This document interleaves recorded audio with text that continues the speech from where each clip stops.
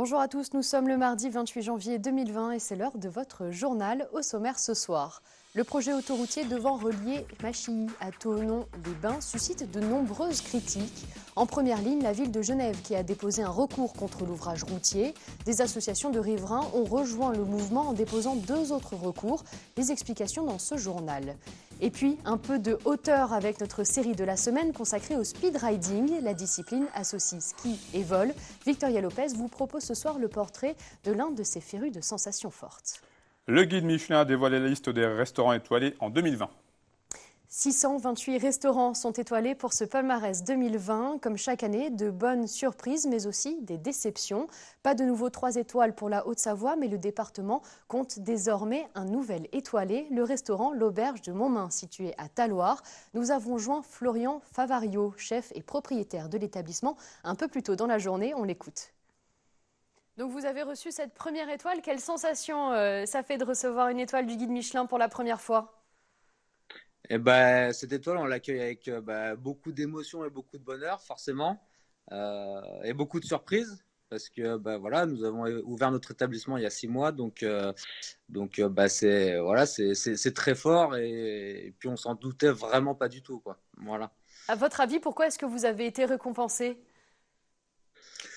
Parce que je pense qu'on s'est pas basé à faire une cuisine de démonstration, on s'est concentré vraiment sur l'essentiel, c'est-à-dire le goût, tout simplement. Voilà. Est-ce que cette étoile va changer finalement quelque chose pour vous dans votre cuisine, dans votre manière de travailler ? Non, ça va rien changer, non, parce que s'ils ont été sensibles à ce qu'on a fait depuis le départ, c'est que on est sur la bonne route, et justement, c'est un encouragement à dire, on aime ce que vous faites, continuez en fait. Voilà, c'est ça que ça veut dire. Le but pour vous maintenant, c'est une 2e étoile, une 3e ? Le but pour moi, c'est effectivement, de toute façon, je pense que on a toujours cette envie de faire mieux, cette envie de se perfectionner. Pour l'instant, le but, c'est vraiment de confirmer tout ça, c'est-à-dire sur du long terme, c'est-à-dire que continuer à garder cette qualité, à garder des clients heureux, et ça, finalement, c'est le plus important. Merci beaucoup, Florian Favario, d'avoir été avec nous ce soir. Avec grand plaisir. Et dans la suite de ce journal, un projet d'autoroute en sursis. La ville de Genève présentait hier les arguments qui l'ont motivé à déposer un recours contre le projet autoroutier devant relier Machilly à Thonon-les-Bains. Se sont joints à la ville de Genève des associations de riverains françaises portant à 3 le nombre de recours contre ce projet de désenclavement du Chablais. Les explications de Jean-Paul Crespi. 3 recours distincts seront déposés à Paris le 14 février prochain contre le projet d'autoroute devant relier Machilly à Thonon-les-Bains. Si la ville de Genève avait déjà annoncé qu'elle saisirait le Conseil d'État, plusieurs associations françaises et des particuliers menacés par le projet ont rejoint la démarche. Et leurs arguments pour justifier leur recours sont nombreux. Menaces climatiques, terres agricoles détruites, infrastructures routières concurrentes au nouveau réseau ferroviaire régional, coûts de construction par kilomètre bien trop élevés pour un service jugé inefficace. J'ai une responsabilité historique, si j'ose dire, d'enclencher cette prise de conscience. Alors évidemment, ça passe par des cris et des larmes, mais j'ai une responsabilité que m'a confié les électeurs, le corps électoral, de dire les dangers, de prévenir, de protéger la population, et j'entends assumer pleinement cette responsabilité. Sachant que les Alpes du Nord, le réchauffement va 2 fois plus vite que la moyenne mondiale, et que maintenant c'est quelque chose qui ne fait plus rigoler personne dans le monde agricole. On va d'une sécheresse à l'autre, on a des problèmes d'accès à l'eau. Pour nous, le XXe siècle est terminé, qu'il faut vraiment commencer à comprendre que les problématiques du XXIe siècle ne sont pas celles qui étaient celles des années 70. Il y a vraiment un territoire tout petit, une route en haut, une route en bas, et on veut saucissonner encore plus, mettre une route au milieu. Voilà, alors qu'il existe un train qui prend le même trajet. Je veux dire, c'est complètement débile. Il n'y a aucune raison de faire cette autoroute payante, et en plus que personne ne prendra. Les gens nous l'ont dit. Ils la veulent, mais ils ne la prendront jamais. L'avocat mandaté par l'exécutif municipal genevois voit dans ce projet un avatar de celui qui avait été conçu dans les années 90. Un projet annulé en 1997 par le même Conseil d'État. Aujourd'hui, il évoque entre autres arguments le non-respect de la Convention alpine internationale pour engager la procédure. Convention dont la France et la Suisse sont signataires. Je n'engagerai pas de recours si je n'étais pas sûr qu'il y avait des chances de succès très importantes sur ce dossier. Largement au-delà, à mon avis, de 70 à 80%, largement. Hein, le projet a été pensé dans sa conception en dehors de la Convention alpine, en dehors des préoccupations climatiques, et on se trouve aujourd'hui avec l'obligation de tenir en considération tout ça. Et ça n'a pas été pris en compte, donc par conséquent, le Conseil d'État tranchera. En fédérant les associations françaises qui s'opposent à la construction du tronçon autoroutier de désenclavement du Chablais, la ville de Genève précise ses intentions. La réponse du Conseil d'État français est attendue d'ici 2 ans. D'ici là, les recours qui seront déposés le 14 février prochain n'ont aucun effet suspensif. Frédéric Lardet quitte La République En Marche. La députée de Haute-Savoie l'a annoncé ce mardi. C'est le maire sortant d'Annecy, Jean-Luc Rigaud, qui a été investi par le parti. C'est donc sans étiquette qu'elle briguera la mairie annécienne. Direction Munich. Munich, où se tient depuis lundi le Salon international des articles et de la mode sportive. Les petites marques font face aux géants du domaine. Alors pour se faire une place, elles travaillent main dans la main. On retrouve Fanette de Buisson sur place en compagnie du PDG d'Ava Equipment, qui est aussi le président d'Outdoor Sport Valley. Oui Clémence, nous sommes toujours à ISPO, à Munich, le salon de l'industrie du sport, le rendez-vous incontournable à ne pas manquer. Je suis avec le PDG d'Arva, Patrick Giraudon, également président d'Outdoor Sport Valley. Bonjour, comment ça se passe cette édition 2020 ? Bonjour, écoutez, ça se passe bien. C'est la meilleure occasion pour nous de voir tous nos clients internationaux. C'est sûr qu'on a une population qui, avec les pays germanophones dominants, hein, l'Autriche, l'Allemagne, la Suisse. Mais c'est l'occasion aussi de voir tous nos distributeurs un peu plus loin sur la planète. Pays scandinaves, Japon, qui viennent voir les produits, voir les collections, amener leurs clients pour certains. Donc c'est un endroit où il faut être pour nous en tout cas, en tant que petite marque. Ça allait être ma question, c'est vraiment incontournable. Ça serait problématique de ne pas être ici.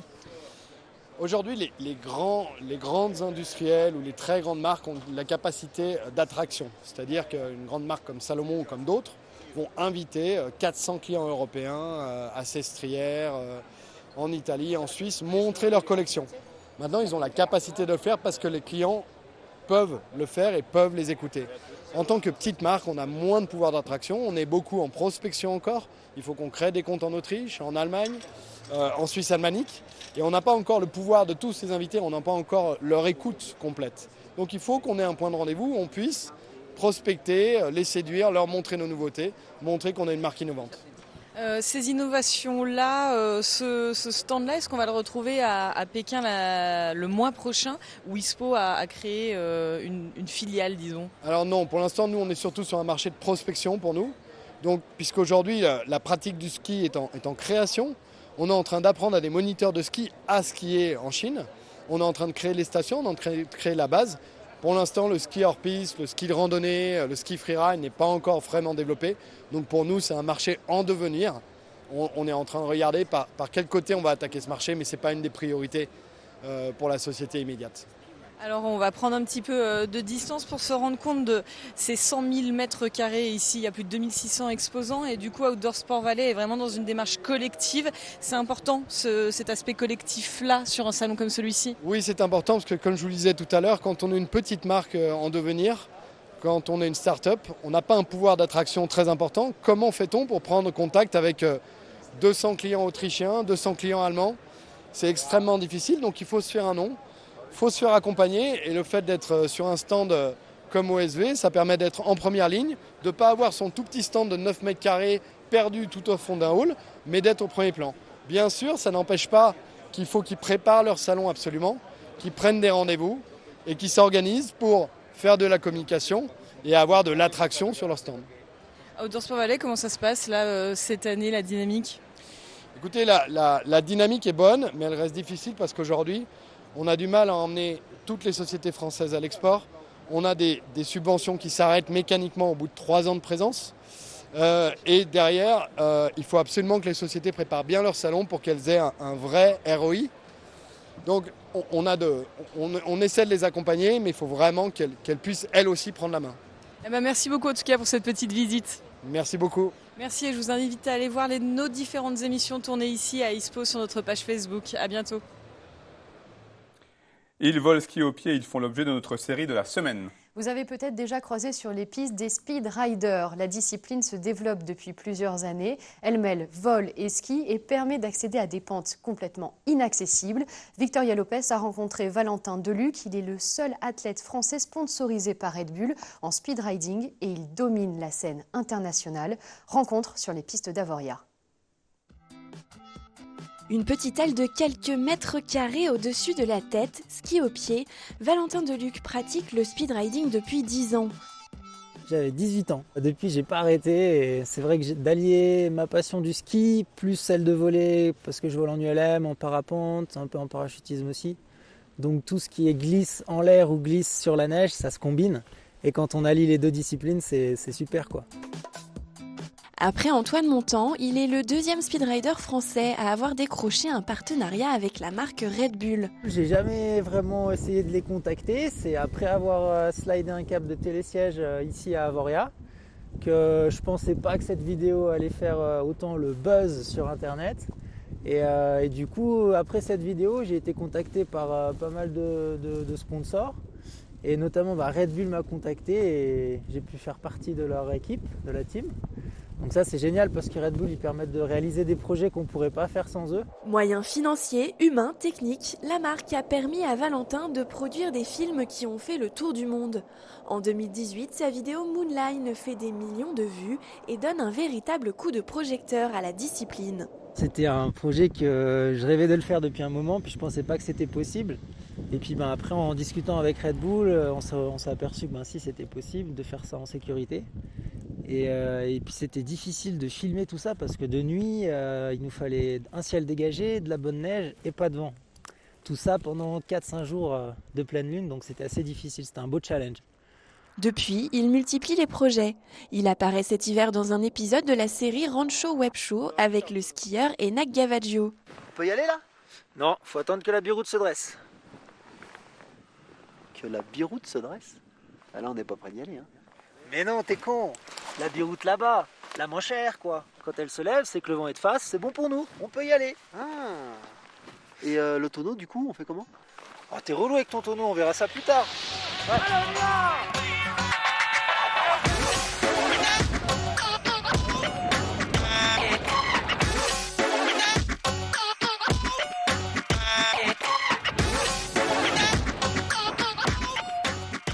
Sur chaque tournage, son meilleur ami et fidèle caméraman l'accompagne. C'est un travail d'équipe, je dirais. Et, de toute façon, on ne peut pas faire ça tout seul. On a toujours besoin d'être à plusieurs, déjà pour checker les conditions. Ça permet de se rassurer puis d'être sûr de prendre la bonne décision. Valentin et Hugo s'entraînent sur un secteur hors piste de la station d'Avoria. D'autres projets encore confidentiels devraient apporter plus de visibilité à leur sport dans les prochains mois. Et encore un peu de sport pour clore ce journal. Samedi 25 et dimanche 26 janvier, la station de Valmorel était le théâtre de la Spartan Race. La course allie portée de troncs d'arbres, passage d'obstacles ou encore dénivelé. Enfants, adolescents mais aussi adultes ont pu se tester sur différentes courses de 5 à 10 km. Voilà, c'est déjà la fin de cette édition. Il ne me reste plus qu'à vous souhaiter une douce soirée. Nous aurons le plaisir de vous retrouver demain, même heure, sur 8 Mont Blanc.